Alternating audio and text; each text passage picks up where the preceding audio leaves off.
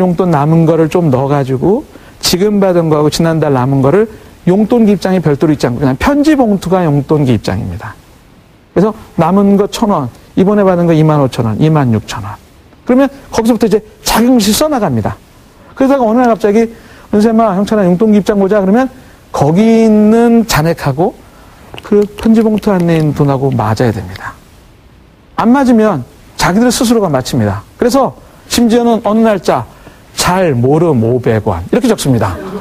못 찾겠습니다 그걸.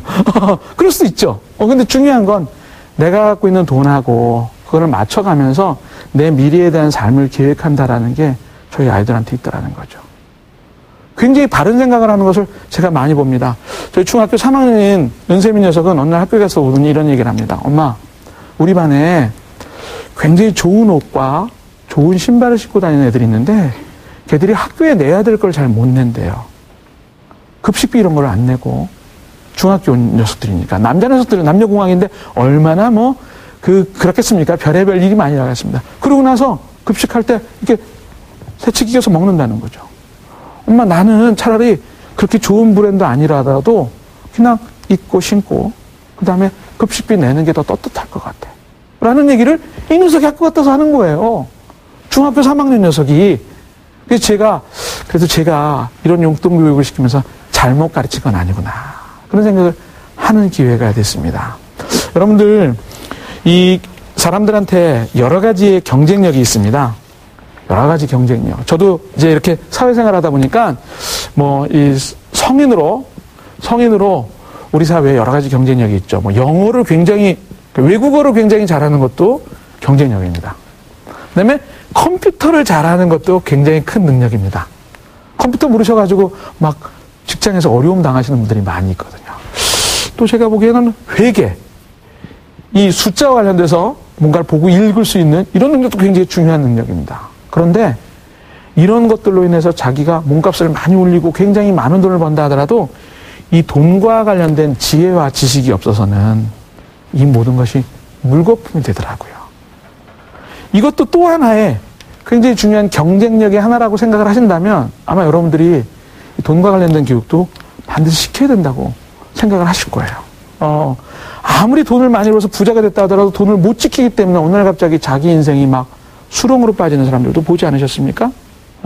그렇게 되지 않게 해서는 우리 아이들이 어렸을 때부터 돈과 관련된 정확한 이해, 그 다음에 돈과 관련된 좋은 습관, 그 아이들이 또 직장 생활하면서 갖게 되는 여러 가지 경쟁력들을 갖춘 멋있는 사람으로 만들 수 있을 거라고 생각합니다. 어제 말씀드리는 것하고 오늘 말씀드려가 조금 연관시켜 보시면, 이제 대부분의 분들이 이렇게 소득을 버셔가지고 이걸 소비하시고 저축을 하십니다. 그런데 이 저축 비율이, 저 같은 일을 하는 사람들이 모여서 세미나를 하면 맞벌이를 하시는 분들은 버시는 거에 40%에서 50%를 저축하셔야 된다. 그렇게 얘기를 합니다. 맞벌이 하시는 분들은. 부부가 같이 버는 거에 50% 저축을 해야 된다. 그리고 혼자 버시는 분들, 외벌이라고 하는데 혼자 버시는 분들은 30% 이상 저축을 하셔야 된다. 이렇게 얘기를 합니다. 그런데 이걸 안 하시게 되면 어떤 문제가 나냐면 지금 여러분들이 사시는 삶의 질이 언젠가는 이렇게 떨어진다는 겁니다. 다른 거 아무것도 없습니다. 굶어 죽는다 그게 아니라 삶의 질이 이렇게 떨어진다는 겁니다. 그런데 이게 50이나 60대에 가서 삶의 질이 떨어진다는 것은 굉장히 견디기 힘든 자존심입니다. 차라리 지금 여러분들이 우리 아이 교육시키느라고 내가 집 때문에 뭐 때문에 이렇게 명분이 있을 때 이 정도로 만드시는 게 훨씬 유리합니다. 근데 우리 아이들이 누구를 보고 자라나냐면 이런 것들을 지키지 못하고 있는 부모님을 보고 자라나고 있습니다. 그 아이들도 마음속에는 어쩌면 나도 내 능력하고 모르게 우리 부모님의 그 모습대로 나도 생활해야 될지도 몰라라고 생각을 하고 이 선을 잘못 그으면 그 아이들의 미래는 반드시 5, 60대 인생에 굉장히 중요한 황금 시기를 맞고 자기의 삶을 행복하게 만들어갈 때 굉장히 자존심이 떨어지고 그다음에 문제가 되는 삶을 살 가능성이 있기 때문에 부모님들이 먼저 본을 보이셔야 됩니다. 권해드립니다. 가계부 쓰는 모습도 보이셔야 됩니다. 우리 엄마가 아무리 1,000만 원을 번다 하더라도 가계부를 쓰는 모습을 보이셔야 됩니다. 그건 삶의 지혜이기 때문에 그렇습니다.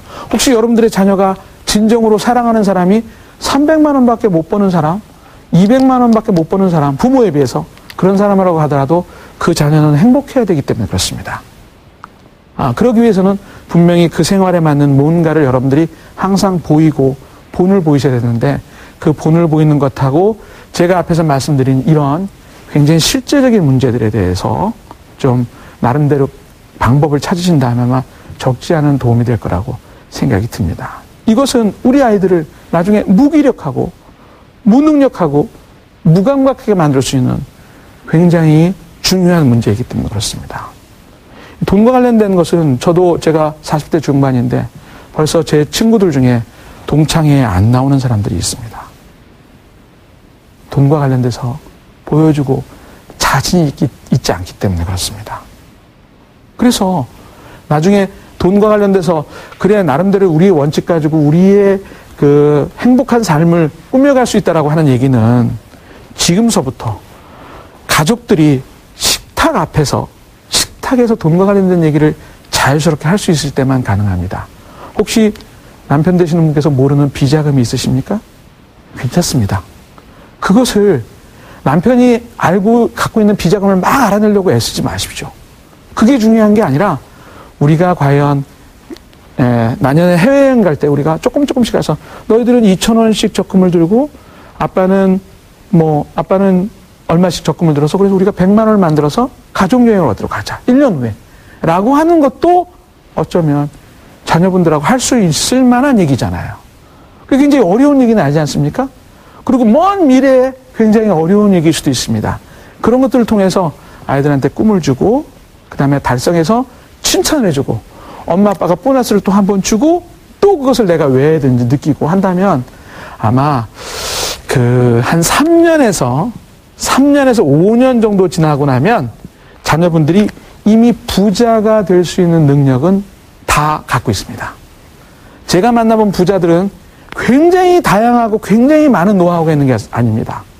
한 5가지 정도의 노하우밖에 없습니다. 버는 것보다 적게 써라. 자기 하는 일에 최고가 되라. 그 남는 돈을 기간을 정해서 투자를 하고 저축을 하고 잘 정해라.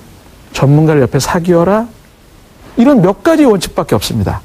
여러분들도 1년에 하나씩만 하신다면 아마 어렵지 않게 부자가 갖고 있는 노하우는 이미 다 가지고 있습니다. 이제 열심히 시간을 굴리기만 하면 됩니다. 제가 요 뚜껑 안에 유대인들의 노하우는 그렇습니다.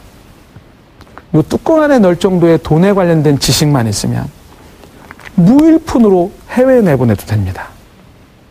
그런데 한국 사람들은 액수로 된 돈을 남겨줘도 이 안에 들어갈 수 있는 돈에 관련된 지혜도 하나도 넘겨주지 않습니다. 이게 외국의 백만장자들하고 한국의 백만장자들하고 아주 극명한 차이더라고요. 근데 외국의 백만장자들은 책을 보면 다 행복합니다. 한국의 백만장자들은 절대 행복하지가 않습니다. 바로 여기서 우리가 왜 어려서부터 습관적으로 돈과 관련된 문제를 화제로 삼고 또 이야기해야 되는지를 아마 여러분들이 느낄 수 있을 거라고 생각합니다. 제가 마지막으로 여러분들한테 오늘 말씀드린 얘기가 얼만큼 중요한지에 대해서 한 가지만 예를 들고 이야기를 마무리하죠. 아침마다 보시는 신문이 있습니다. 아침마다 보시는 신문이 있습니다. 이 신문을 굉장히 넓죠. 이건 작은 신문일 뿐입니다. 큰 신문을 제가 접습니다. 1번, 2번 접습니다. 3번 접습니다. 4번 접고요. 5번 접고요. 신문은 실제로 6번 정도 접으면 더 이상 접혀지지가 않습니다. 그럼 이렇게 두께가 나옵니다. 높이가 나오겠죠? 신문은 이거보다 더 얇습니다. 그러면 이것을 쭉 접는데 몇 번을 적냐면 26번을 적습니다. 26번. 신문을 26번 접는다. 반씩. 그렇다면 도대체 얼마 정도의 높이가 될 거라고 생각을 하십니까? 신문을 26번 반씩 접습니다. 높이가 얼마 정도 될까요? 예, 아무 분이나 한 분. 1m? 1m. 대부분들이 몇 센치부터 몇 메다까지 말씀하십니다. 신문을 26번 접으면 한라산의 2배 높이가 나옵니다. 신문을 진짜 0.055mm, 0.055mm, 신문을 18장 정도 들어오면 1mm입니다. 그거 곱하기 2의 26승, 반씩 접으니까요. 이렇게 보면 3,700m 정도가 나옵니다. 사람들은 제가 말씀드린 얘기를 아예 그까짓 거나 하는 얘기야 그러고 안 합니다. 시간이 지나서 결코 내 것이 안 됩니다. 여러분들 꾸준하게 제가 말씀드린 몇 가지를 매년, 매월, 매일 반복하시면 한참 시간 지나네 여러분들은 한라산의 2배 높이만큼 상당히 놀라운 결과로 부자가 될 거라는 확신을 가지시고 기억에 남는 것들만 실행에 옮기시는 소중한 분들이 되었으면 좋겠습니다. 얘기 여기서 마무리하겠습니다. 감사합니다.